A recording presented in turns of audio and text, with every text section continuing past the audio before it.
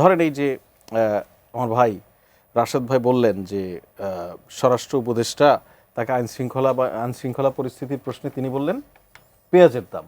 জি, আমার ভাইরা কিন্তু মাঝে মাঝে এই সাংবাদিক সম্মেলন করেন, তখন ওনারা খুব প্রত্যাশা করেন, মাঝে মাঝে বলেন যে দয়া করে আজকের যেই প্রোগ্রাম সেই প্রোগ্রামের বিষয়ে প্রশ্ন করবেন, আমরা এখানে আলোচনাটা রাখতে চাই, ফোকাস থাকতে চাই, তাই না? হয় না অনেক সময় আপনি সুনির্দিষ্ট একটা বিষয় নিয়ে কথা বলতে এটা খুব কমই হয় না।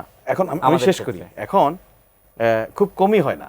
আপনার কথা হচ্ছে যে মুশকিলটা হচ্ছে পেঁয়াজের একটা ইস্যুতে স্বরাষ্ট্র উপদেষ্টা একই সঙ্গে কৃষি উপদেষ্টা, উনি পেঁয়াজ ইস্যুতেই একটা মিটিং করেছেন। সেই মিটিং শেষে আপনি ওই যখন সাংবাদিকরা প্রশ্ন করেছেন আইন শৃঙ্খলা নিয়ে, উনি বলেছেন যে না, আজকে আমরা সুনির্দিষ্ট যেই মিটিং সেই মিটিংয়ের জায়গায় ফোকাস করতে চাই। পেঁয়াজের দাম নিয়ে আমরা এখানে বসেছি, কী কী কারণে পেঁয়াজের দাম বাড়ছে, কী সিন্ডিকেট, কী আসে বিষয়, এসব নিয়ে কথা বলা। সেখানে উনি পেঁয়াজের দাম নিয়ে কথা বলা, এটাকে আমি মনে করি যে পেশাদারিত্ব। উনি যেই মন্ত্রণালয়ের দায়িত্ব নিয়ে ওই মুহূর্তে মিটিং করেছেন, ওনাকে ওই মন্ত্রণালয়ের বিষয়ে ব্রিফ করা উচিত। ফর এক্সাম্পল, এখন যদি আপনি আইনমন্ত্রীকে গিয়ে জিজ্ঞেস করেন যে আইনমন্ত্রীকে গিয়ে যদি আপনি পেঁয়াজের দামের বিষয়ে, উনি তো জবাব দিতে পারবেন না। এটা যেই মন্ত্রণালয়ের সেই মন্ত্রীই বলবেন, সেই উপদেষ্টাই বলবেন, তাই নয়? তো সেই জায়গাটা এটাকে এভাবে এক ধরনের সোশ্যাল মিডিয়াতে ফ্রেমিং করা হচ্ছে। স্বরাষ্ট্রমন্ত্রীকে প্রশ্ন করা হলো আইন শৃঙ্খলা নিয়ে, তিনি বললেন পেঁয়াজের দাম। উনি একই সঙ্গে তো উনি কৃষি উপদেষ্টা, এটা তো আপনাকে মাথায় রাখতে হবে। তাই বলে তো স্বরাষ্ট্র উপদেষ্টা হিসেবে সেই পরিচিতি তো বিস্তৃত হয়ে যায় না? না, আপনি তো বুঝতে হবে যে ভাই, আপনি পার্টিকুলার ওই মিটিং এর পরে, এখন আপনি এটা একটা কাটা ভিডিও দিয়ে যদি আলাপ আলোচনাটা আমরা শুরু করি, এটা অনেক মুশকিল। ধরুন নিরাপত্তা উপদেষ্টার বিষয়ে বললেন যে উনি ভারতে গিয়ে কি আলোচনা করেছেন, সেগুলি কেন আয়সা, উনি তো ভারতের একটা সম্মেলনে গেছেন সুনির্দিষ্ট, এটা তো জাতি জানে, সংবাদ হয়েছে কি সম্মেলনে গিয়েছেন, সেই সম্মেলনে অংশ নিয়েছেন, সেখান থেকে এসেছেন।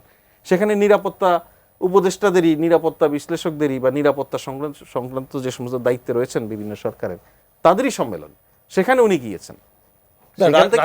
সন্দেহটা হলো যে ভারতের এজেন্ডা বাস্তবায়নে সরকার কোনো না কোনো ভাবে সম্পৃক্ত হয়ে পড়ছে কিনা, এমন একটা জায়গা থেকে তিনি সম্ভবত এই বিষয়টি জানতে চাচ্ছিলেন। জাস্ট উৎখাত করে ফেলেন সরকারকে।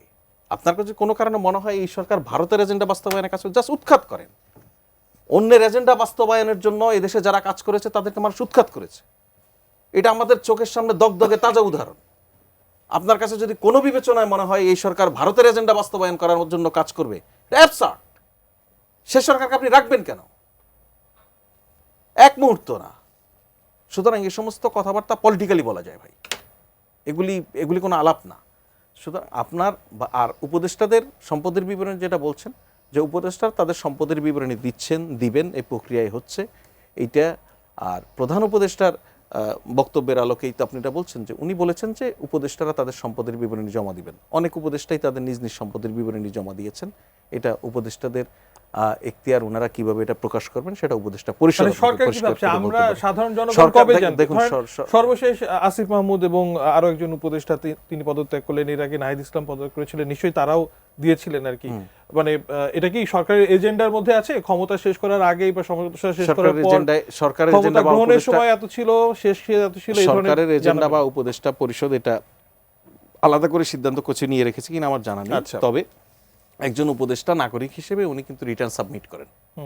সুতরাং ওনার আগের রিটার্ন এবং পরের রিটার্ন এগুলি তো থাকবে।